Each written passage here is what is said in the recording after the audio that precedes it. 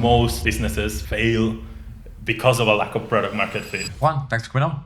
Thank you, Jack, for having me. Yes, obviously flown in from Barcelona today, and everything was fine. Everything ran smoothly. Yeah, all good. Early morning, a lot of coffee already, but other than that, all good. Did you fly today? Yeah, just this morning. Oh, incredible! Oh my God! Well, we came in from Manchester today, but I don't. Okay. That's nothing. It's not even comparable. Well, look, I always like to start these things off with a really deep question. Who is Juan Perez? That really is a deep question, right? When you told me, but yeah, I guess I'll keep it somewhat simple to an extent. But yeah, I'm a tech entrepreneur with a heavy tech background. I'm actually an engineer by training. Originally from Venezuela, I emigrated to Barcelona when I was 22, as I was finishing up my bachelor's.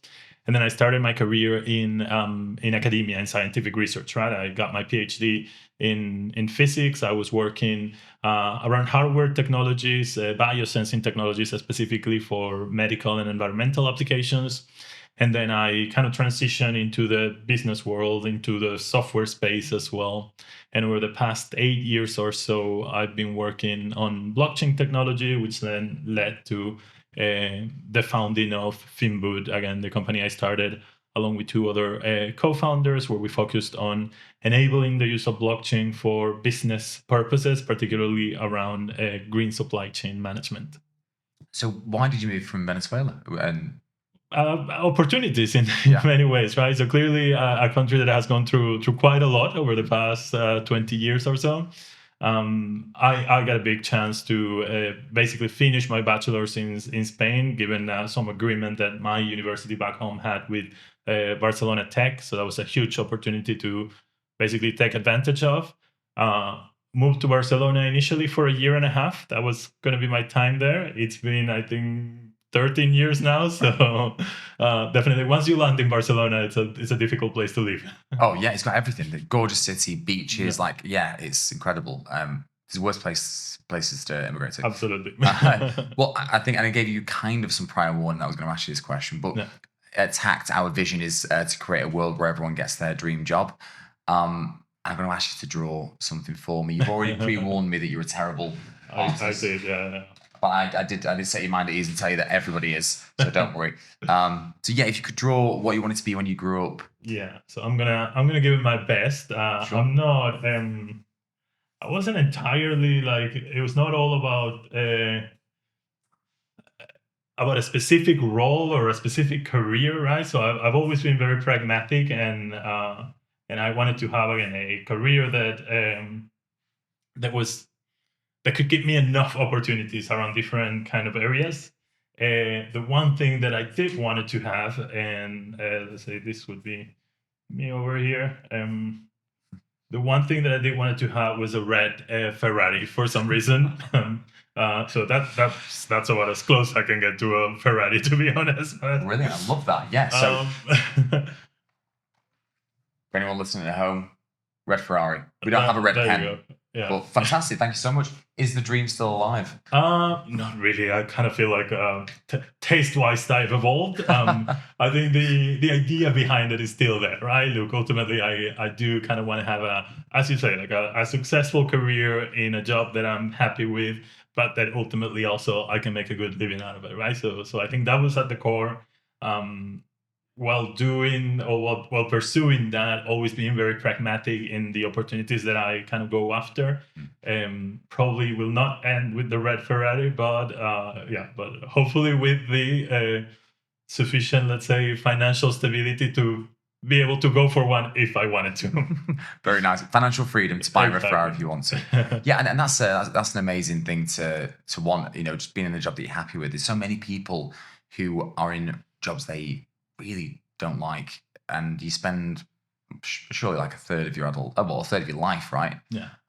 Working. So to spend a third of your life in a career that you don't like. If for anybody that is struggling to find out what they want to do, have you got any advice for them? So as I said, right, I've always been really pragmatic in my decisions towards my professional career, and it's always been around choosing things that, again, I was passionate about, but also that they had somewhat of a horizontal let's say, opportunities afterwards, right? So again, going into engineering as a bachelor's degree was all about, okay, yeah, I like technology, I kind of like that base, and I want to learn more about it. But at the same time, I'm not gonna kind of pursue something that is very fundamentalist or very niche. So engineering for me was like an opportunity to, yeah, it's tech heavy, tech purpose, but it's also broad enough so that you still have kind of like a myriad of professional opportunities after you finish that. My, let's say, journey through academia seems to go against that, in the sense that typically in academia you start focusing in one area and it's just kind of becoming an expert in a specific field or a specific technology. However, the way I approached that was also to do so in a very industrial, kind of market-oriented type of research group. So we were building technology-enabled products. We were validating those products in different industry markets. So it still gave me, like, again, a big, let's say, a portfolio of opportunities of, okay, what comes next could be in any of these different boxes, right? So I guess my advice, and it depends, right? It might be that someone's very passionate about a particular thing and they just want to deep dive into that. But if you don't have that very clear, my advice is just to keep, let's say, a career evolution that is very horizontal and that doesn't close too many doors, because ultimately you may want to evolve and then again transition into a different type of role or a different type of industry. Yeah, that's great. So pick something that you're kind of interested in. It's not gonna pigeonhole you into one place. Yeah. Engineering is a perfect example of that. Sales probably is quite I good think at so, that. definitely. Yeah. And and then ultimately, right, a big part of what I do now as a CEO of a tech business is sales, right? Yeah.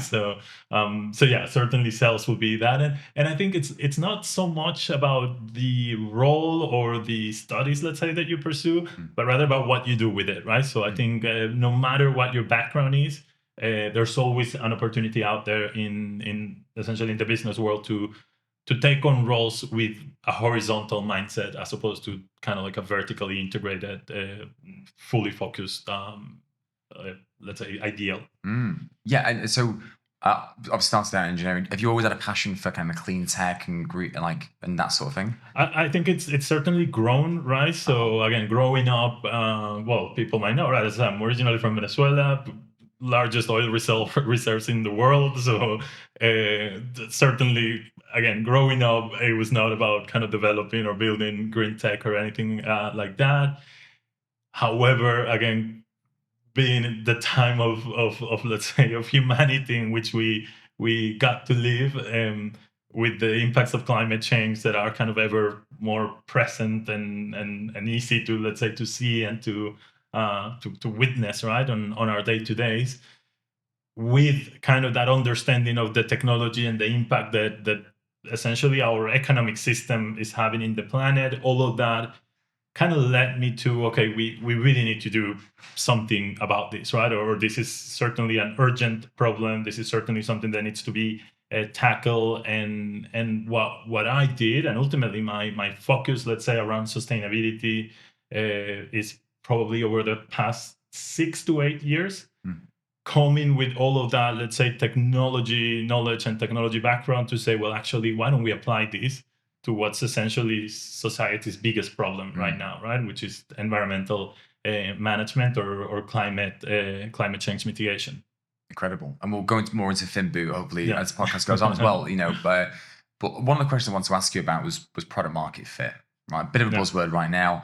And I always like to get people's opinion on what they think of it and how they found it, that sort of thing. So what, in your own words, do you think product market fit is? Yeah. So I'll kind of start with what the textbook definition is, right? Which is essentially, again, the whole concept of product market fit is, look, you have a product that is solving a real problem in whatever industry you're targeting, right? So a real necessity there, but also that it's an urgent necessity or it's a priority and that people are willing to pay to solve that problem, right? So it's almost like a balance between those three parts: product, industry problem, and then the basically the business model or the business case for people to actually say, oh yeah, we gotta solve, and we want to solve that problem, right?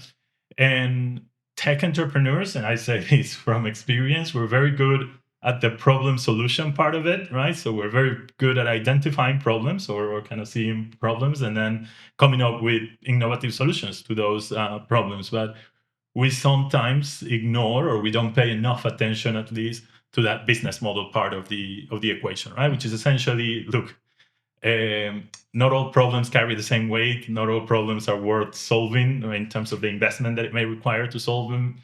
Particularly if you work in the B2B space, again, you go to any company, their list of problems is ever growing. It never like gets down to a handful of issues. So it's always a very long list, and there's only so much that they can solve, right? So there's a lot of livable problems in industry and in markets and for companies, right? And if you're trying to solve something that people, yeah, they may recognize that it is a problem, but they might not just not be willing to invest on it, right? Or to say, well, actually, yeah, this is a priority. This is something we need to solve now. Timing is certainly a big part of that whole product market fit, let's say, equation.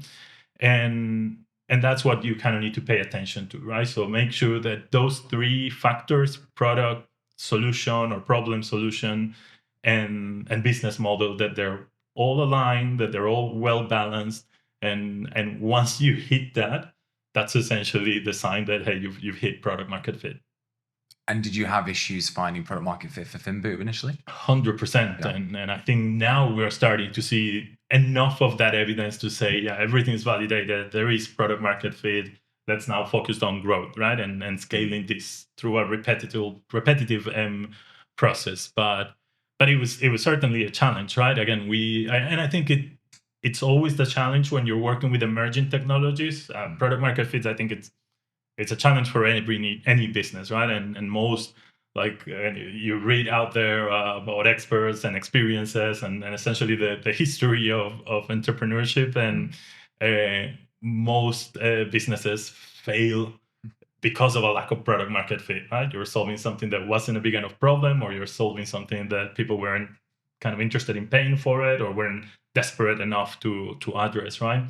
And again, we were part of that as well, right? So when you start from the technology base, which is what we did, right? So our core technology, our enabling technology is blockchain.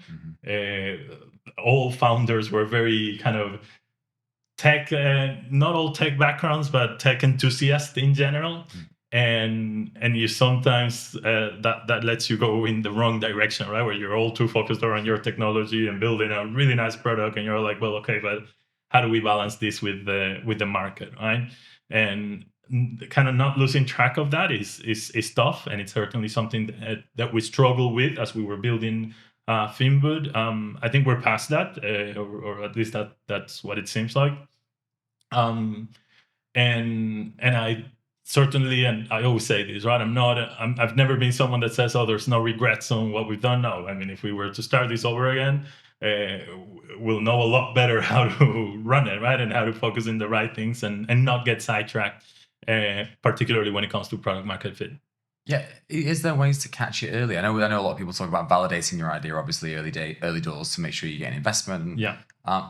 Any other ways that you think you can catch it? I think certainly listening to the market and listening to your customers is a key part of that, right? So ultimately, I mean, the only way you know if you're going in the right direction if you're getting the right feedback from the market, right? So don't ignore the signs. That's kind of part one of the issue, right? And sometimes we're so let's say focused or closed up in our kind of ideals that we start ignoring the market, right? And there has to be a balance on this, right? Because again, as a tech entrepreneur, you'll have your vision and your knowledge of basically what can be, or the potential of the technology.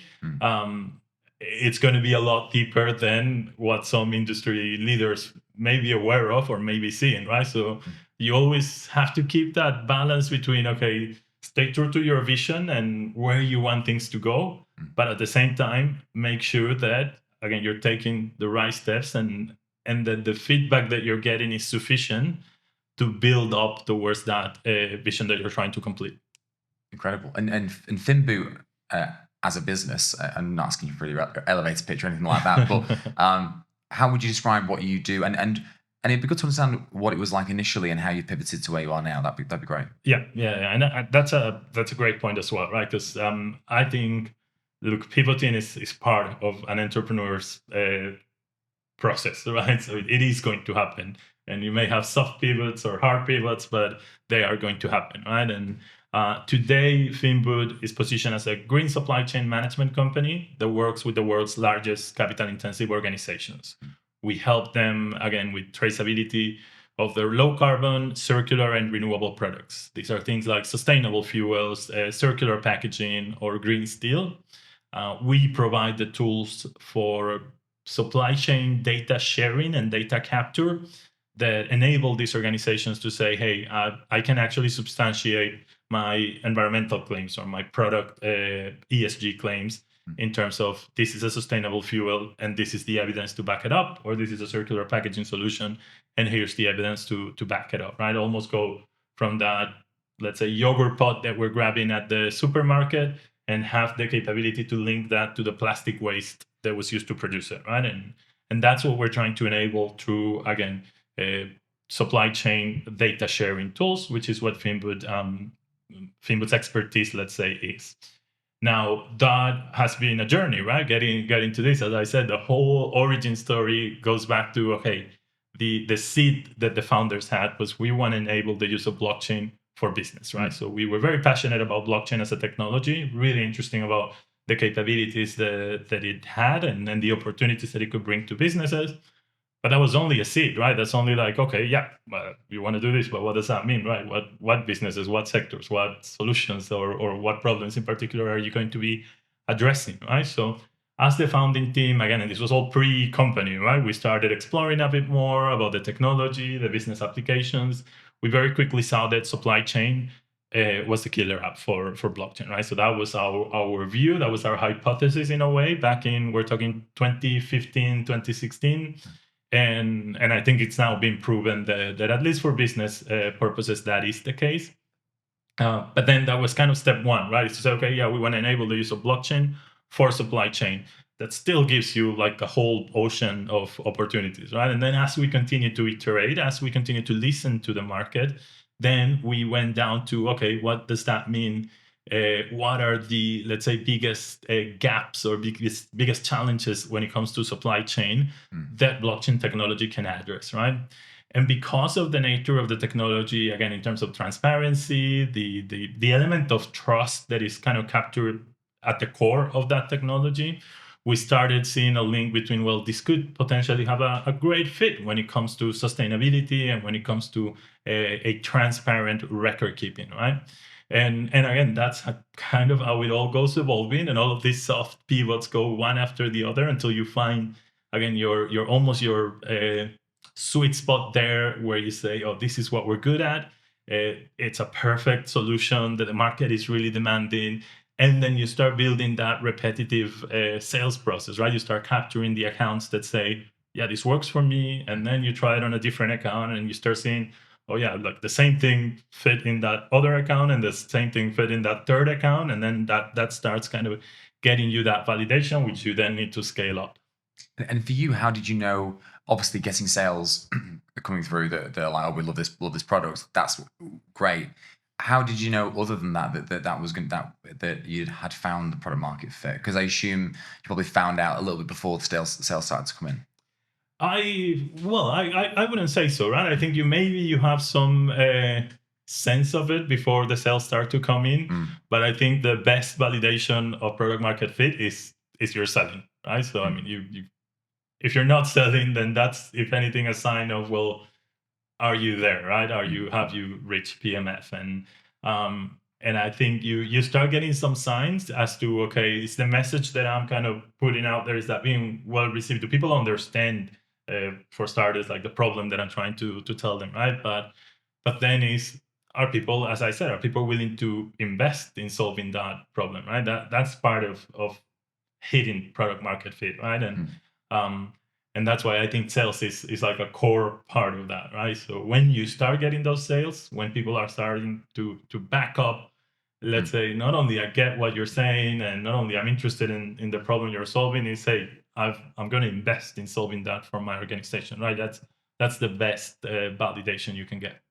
That was an interesting thing you said before. You said, is this a problem worth solving? And you said, well, it might just cost way too much to even solve, which must be quite heartbreaking if you're so passionate about a problem to solve, and then you realize, oh my God, this isn't affordable, right? That would be horrendous. It certainly is, but I think I think entrepreneurs have to have almost like a multiple personality type of thing, right? And what I mean by that is it's very important that the vision is there, right? That we're visionaries and that we're passionate about what we're doing and what we're building. But you got to balance that with a few other things, right? So if you're a tech entrepreneur, you also need to understand the technology. How does that work? How does that apply? How do your businesses connect new technology to their existing architecture, right? So there are some intricacies there that need to be understood as well. And then ultimately, kind of the third part of your personality is a more pragmatic one, which is you've got to make things happen, right? So you can't be too obsessed with your passion or with your technology parts of your personality. You've got to compromise and you've got to adapt and you've got to almost like you got to hustle to get this through, right? In the best sense of the world. So I think you need to balance those three elements, right? Your passion and your vision and almost that enthusiasm for what you do as an entrepreneur with your tech knowledge, your tech understanding, right? And almost your technical skill with the capability to getting things done, essentially. Because and it's interesting your journey. Were you all engineers? So 2 out of the 3 executive founders have kind of technical backgrounds, and then the third one, well, a tech enthusiast, has a background in finance. Okay, interesting. Because it tends to go the other way, right? Is where the person isn't a techie person at all, but they have an idea and they want to build it, but they don't know where to start. I guess you had a benefit in a way that you knew how to build it, but perhaps commercially didn't really know how to then get it out to market. Yeah, so I have, of course, a biased and somewhat unpopular opinion, and certainly unpopular within business schools. But I think technologies make good CEOs, at least CEOs for tech businesses, right? So again, clearly I'm biased in that sense. I'm a CEO with a tech background, but I think particularly if you're working in emerging technologies, you need to have those kind of core hard skills well, let's say, established in order to pursue an initiative in that space, right? Because otherwise, again, the gaps will show and it will be difficult to kind of address that in a successful way. At least that is my opinion. Of course, what we lack, right, from that kind of tech background is that commercial capability, right? And even that, again, a lot of things, there's a lot about running a business that goes well beyond the technology and even well beyond the commercial aspects, right? So again, a lot of admin stuff that needs to be done, a lot of understanding on finance, on accounting, on reporting. So there's a lot that you need to be willing to learn, right? So for anyone that is kind of considering this step, is to just, again, be sure that you're willing to be very flexible in what you're going to take on and what you're going to learn and the different things that you're going to be having to do, because ultimately your job is going to be, well, multitasking across a bunch of different business areas, right? I as I said at the beginning, right, my whole, let's say, perception of my career was I wanted to do something broad and horizontal. It doesn't get broader than this, I think. So I think if there's a willingness to then learn all of these things, right, and of course there's got to be a capability as well, but if there's a willingness, then that's a good step. And I think, again, people with a tech background, if they're going to be building technology-enabled products, they certainly have an advantage in a way.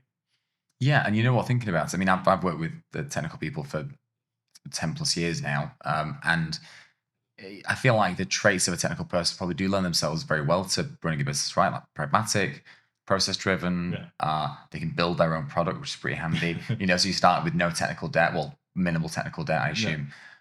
and also a willingness to learn, because that's what being a technical person is, right? It's just consistent homework, pretty much. And if you're, a lot of the stuff of running a business is readily available out there for you to pick up and learn, and if you're a technical person, you're used to that anyway, so that's absolutely fine. So that's an interesting take. I really like that.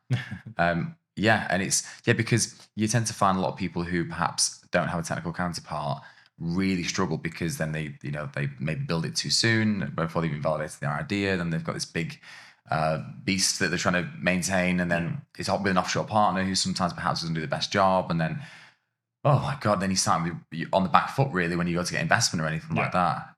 It gets quite expensive. Absolutely, and I think, look, one of the best decisions we took is that all of our technology has been built in house, right? Wow. So again, we did kind of delve into a little bit of outsourcing for certain projects and explore that a little bit, but very quickly realized that that's too big of a risk. Right? Too big of a risk when, again, it depends on your business, but when your business it's anchored and your proposition is you've got a tech-enabled product. You got a tech-enabled product, you got to own the tech, and you got to manage the tech, and you've got to manage the team that is creating, building, and introducing that technology, right? The outsourcing model or the tech partner model will work when a business, let's say USP, is more towards the, let's say, commercial opportunity, right? Or the business model that you're introducing. If your innovation is in the commercial element of it, then yeah, maybe you don't need to have all of that tech internally, because also it becomes costly, right? And it's not a cost that is easy to dynamize in many ways, right? So in some businesses, I understand that they're going to take that route, but if the proposition of the company, the value proposition of the company is the technology, you need to own the technology, and you need to be very close to that. And part of that means understand it. Is it as romantic as I'm imagining it being? Like you're finishing work at say 5, 6, whatever, and then you're going home and you're back at your computer coding again and working late nights and. Yeah, I think you go through different phases, right? I think, right? So again, when we were starting the business, we were doing this as a side project, right? So the very, very early days were like, okay, let's figure out. So this was, working evenings and weekends because we had our full-time jobs, right? So then it was like exploring this outside of our kind of working hours. And then particularly in the early days, okay, when you definitely say, oh, we're going to take on this, we're going to get it started, it takes a lot of hours, right? So there's a lot of hours that you got to put into this. You've got a small team, and you've got to do with what you have, right? So I think the most resource intensive, let's say, parts of the journey are on the early days. I think certainly in my experience that those were my longest, let's say, weeks and days and years, even without significant time off at least. You then, as the business grows, and I think that's also important, like you need time to rest and regroup and refocus, right? So once you start hiring, and then you start bringing in people that are kind of key and core to the team, and that you can start delegating a bit more. And I think that's one of the areas where tech entrepreneurs we also struggle with, which is with that kind of delegating and trusting that I know this part of the team can carry on and do the work. At least for me, it was difficult. You always want to be in control, and you always want to make sure that you get the best possible outcome.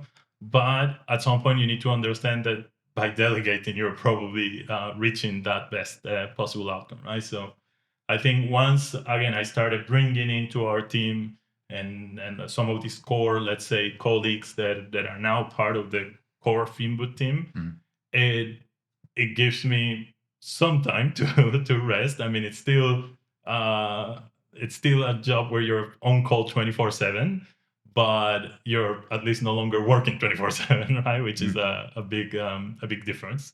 So it's like sprints, but the sprints like 3 to 6 months. Exactly. Yeah, I think so. And then rest after, and then regroup. And then some rest, regroup. Exactly. I think this is perhaps a more modern view at things that you do need that time to regroup and to rest. I've run into more experienced entrepreneurs or kind of business people that are all about the grind and you've gotta stay in there and you rest your mind when you're taking a shower and that type of mentality. I don't think, well, that's my view. I don't think that's enough. I certainly think you gotta be committed and you gotta be willing to put in the time whenever it is required. But there's got to be some gaps, as you said. Like you can sprint, but then at some point you need to say, okay, I need to take a breather at least, right? And doesn't mean you're off for 2 or 3 weeks, but it means like, hey, you're taking at least some time to rest. Because I think coffee does a lot for you, but it's not enough. No, yeah, absolutely agreed. Repsol, right? Massive business. One of your first customers, if not your first, right? Our first customer, indeed. Yeah. So how did that happen? How did you do it? I know people out there they're thinking about, well, if I can win 10 accounts like that, I'm good to go. Yeah. How did you get them? So I think the first part of that is, again, what we were building, green supply chain for capital intensive organizations. The largest organizations were the ones who initially started building the capabilities to introduce these low carbon, renewable, and circular products in the market, right? Okay. So in that sense, we realized very quickly that our target was going to be large enterprise, right? So at least initially, and we're now trying to expand from that because we're seeing that the timing is right, because now mid-market is moving into that sustainability space and putting more efforts behind that, whether that's for commercial reasons or for regulatory reasons. It ends up being a mix of the two. But when we started, again, the ones taking let's say the lead when it came to green supply chain management were large organizations, right? So then we started looking at, okay, we gotta address that, and we gotta find the validators, our early adopters that are going to say this is a problem worth solving, as we were discussing earlier. So that's when the hustling part starts, right? It's okay, where do we find that? Where do we get it, right? We didn't have industry connections that could open the door that easily, so we started looking at opportunities. And Repsol has and continues to have actually really interesting. It's kind of like an open innovation initiative that is run through the Repsol Foundation. It's something they call the Entrepreneurs Fund.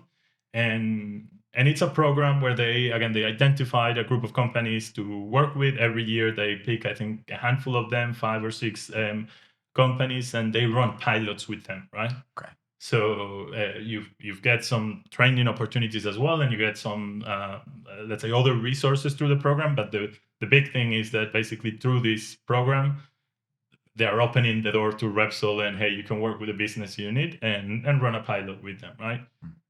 You then need to convince them, right? Convince them in your capability to deliver, and convince them that that's a problem they really have, and so on. But that was the start of it, right? And again, we started there. We're able to run an initial pilot between 2 industrial complexes at Repsol. They saw the value. This was all about supply chain efficiency. We, at that stage, weren't even looking with Repsol at the sustainability part of it yet. But only through kind of operational efficiency and through improving the way their different business units were communicating when it came to supply chain traceability. And this was for quality control and for compliance management of certain products that Repsol produces. They already saw the value, right? They said, like, oh, this is certainly just for our own internal operational procedures and record keeping and chain of custody. This makes sense for us, right? So we want to scale up this solution and now start exploring with Finboot what else we could do with their technology, right? So that original approach then took us from those 2 industrial complexes at the beginning to cover every industrial complex that Repsol has in Southern Europe. So that's Spain and Portugal, I think 8 complexes in total between refineries, chemical complexes, and technical laboratories, and hundreds of users, I think 20 plus or 30 plus different products that are being traced there. And then ultimately led to, hey, what can then we do in the green supply chain space, right? So Repsol is introducing net zero emission fuels. And net zero emission fuel is a sustainable fuel, like sustainable aviation fuel, where the emissions, the reduction on emissions is in the supply chain, right? It's driven by the raw materials you use and by the way you process those raw materials. ultimately when they are used, because they're compatible with existing infrastructure, so or existing planes or existing diesel or petrol cars, um, the emissions are the same. Mm. But you compensate that in the supply chain, right? By the raw materials that you're breaking in. What does that mean? You need traceability in order to demonstrate that that balance to net zero emissions is there, right? And then we started opening that up. We implemented some solutions around their low carbon fuels for fleet management, so their fleet solutions, and then that expanded as well to their chemical business. And again, today we've been working with Repsol since 2018. As I said, every complex Southern Europe, hundreds of users and multiple business units. That's incredible. Wow. It's exciting the fact that it kind of like snowballed from there. It's like more and more and more. And that, I think that is the best validation, right? Surely, not only 100%. That they're buying this fantastic product, but they're like, okay, we want it like it is now, but for something else, because it works so well. So land and expand is a big part of our strategy, right? Because it's really difficult to land a large enterprise, right? Sure. And once you bring them in, you got to make sure that you grow within that organization, right? And luckily we've been able to again replicate what we've done with Repsol with other huge organizations. We work with Sabic, which is one of the largest chemical manufacturers in the world. We work with Cepsa, another huge player in oil and gas and chemicals. Evonik in the specialty chemicals world. Again, all of these are certainly leaders within their own industrial segments. We managed to penetrate those organizations, and now we're working our way through growing within them, right? And as you say, that's key to the success of a company like Finboot. For anyone out there who is looking to get investment, of course, if you went to an investment or a VC fund now and was like, "Hey, look, these are all our clients. This is what we do." Yeah. You have no trouble at all, right? But say you were earlier in your journey, what advice would you give to someone who is earlier in their journey trying to get investment? Yeah. So I think, look, certainly we have some experience there as well. So Finboot is backed by VCs, and we actually have a combination of institutional and strategic VCs in our cap table. Repsol, after being a client for a year or two, went on to lead our one of our investment rounds. Right, we now have another strategic from our let's say customer groups that is an investor in the business as well. I think for a business like ours, right, for what we do, that is an incredible, let's say, reference, right? The fact that your customers are not saying, "I'm willing to pay you to solve this problem for me," but actually, I see the value in this being such a big problem in my industry that I want to invest in your business because I think you're gonna take off and you're gonna create a lot of value, right? So that's a huge validation from a customer that then becomes an investor. That carries some complexities that you need to navigate, and again, working with corporate VCs is it's not simple. I think working with VCs in general is not simple, and it is something that people need to take into account, right? So my advice would be bootstrap for as long as you possibly can. Like don't get outside money unless you really need to, right? Or try to confirm as many of your hypotheses as possible without getting that funding, right? Because it'll make a more efficient use of those funds as they come in, right? You don't want to use the funds for experimentation and trial and error. To an extent, you will ultimately do so, but you want to have a lot of the experimentation done before that external money comes in, right? So that would certainly be one of the advice. The other one, and again, we entrepreneurs fail at this often, and I understand the reasons why, of course, but basically investors are not just about money, right? And every investor comes in saying, oh, we're like money plus, and we're going to give you these resources and this value, and that's for the most part, unfortunately, that's a lot of talk, and there's not that much to back it up. So you should be very wary of who comes into your cap table, right? And make sure that you're bringing the right people for what you are trying to build in, and then there's really a fit, right? bringing in the wrong VC into your organization can put your business at risk and the founder's vision at risk, right? So, and the challenge is that we sometimes, again, you're desperate for cash, you need cash, and if there's a term sheet, you're gonna go for it, right? In my view, that's a mistake, right? And you should actually try to find alternatives, right? And make sure that the money that is coming in is very aligned with what you are trying to build and what the founder's vision and let's say overall objective is, and that what they bring to the table really complements or helps you get there faster or get there bigger or in a better way in some way or form, right? Again, we've certainly been really lucky with the backing of our investors, right? Particularly those strategic players. But it's something that can go horribly wrong, right? Whether you go for institutional or strategic, you got to be very careful of who comes to join you in that journey. Yeah, I mean that's such good advice. It's really good advice, but it must be so hard to follow if you're desperate for money and you're like, oh my god, someone's giving me a term sheet. Yeah. But I've heard so many horror stories of inviting the wrong VCs in, and where people have lost their businesses actually. With 100%. And I mean, it happens all the time, and it will continue to happen because of what you say, right? I mean, ultimately, you need cash. You've got a term sheet. If the alternative is you're shutting down, then maybe you take on that option, right? But again, if you're forced to do that, just do so with an understanding of the risk. At least if you're aware of the risk, then maybe there's a way through it.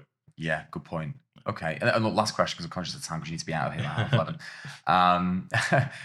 One piece of advice for someone out there who has an idea, wants to build it, and doesn't know where to start, and is like, yeah, one piece of advice. So I would do it as in two. I'll give you two pieces of advice, right? But one is, look, take a leap of faith, right? Get it started. That's kind of what we did, right? So we were kind of discussing, maybe we do something, maybe we don't. How difficult is this, and so on. And ultimately, and I still remember, right, one night with my co-founder and CTO after a Clásico Madrid-Barcelona, we were having some beers and we said, what's the worst that can happen? Like, let's just start this process and see where we get to, right? And we took the first step and look, here we are, right? So again, not a fully successful story. I think a successful story in many ways, but we still have a lot of successes that we want to, or objectives that we want to achieve. But it's because we got it started, right? And the second part of that is also be patient and alert, right? So things take time, but also stay basically hyper alert to make sure that you're not missing on an opportunity, right? This whole thing about product market fit, as we've been discussing today, one of the good, let's say, references that I've heard is like reaching product market fit is like when there's an ambulance near you and you can hear the siren and you kind of hear the siren approaching, but you don't quite know when the ambulance or the police car is going to pass by you, right? And if you wait too long and you didn't realize, maybe they're gone, right? And that's kind of what product market fit is as well. Like you start to see some evidence that, we're close, but the moment you're there, you got to lock it in and grow, right? And move quickly to grow. Because if you miss that opportunity, what that means is that the competitive landscape is going to change a lot and it's going to be a lot harder to then open up that opportunity. So patient, because it takes some time to get there, but also hyper alert because there's a limited window of opportunity there. Wow, I love that image of the police or ambulance car, depending on of it approaching. And I like that. Well, look, thank you so much for coming. I really do appreciate it, Juan. And it's been a great episode. Loads of nuggets of information out of it. And I think, I'm just excited to see where Finboot is in the next 12 to 18 months. Yeah. We're certainly excited to see that as well. I think, look, right now, as I said, we've got enough evidence of product market fit, and the next stage of our, let's say, life is growth, right? We got to continue to penetrate the markets where we have some success stories. So today our focus is oil and gas, chemicals, and steel. Certainly industries that have the biggest reputational challenge and are going through the perhaps more challenging energy transition, so they can really use a solution like ours. The next few years are going to be all about focusing on penetrating those three core industries, growing the number of accounts from that existing, again, initial set of core large corporates that we've been able to land, but then expand that with other large organizations, but also moving into mid-market so that our customer base starts to grow consistently, right? So I think what people should be expecting is, again, a lot of announcements of new partnerships, new opportunities, and new logos that Finboot is landing. And there is also some additional technology innovations that we're working on, but again, those are perhaps a little bit farther away because they're part of the overall vision of what comes next after this initial approach to green supply chain management. Incredible. Thank you. Cheers. Thank you, Jack. And that's it for this week's episode. Thanks so much for listening, and I really hope you enjoyed it. Anything we talked about will be linked in the show notes, and if you haven't already, don't forget to subscribe wherever you listen to your podcasts. And we'll catch you on the next one.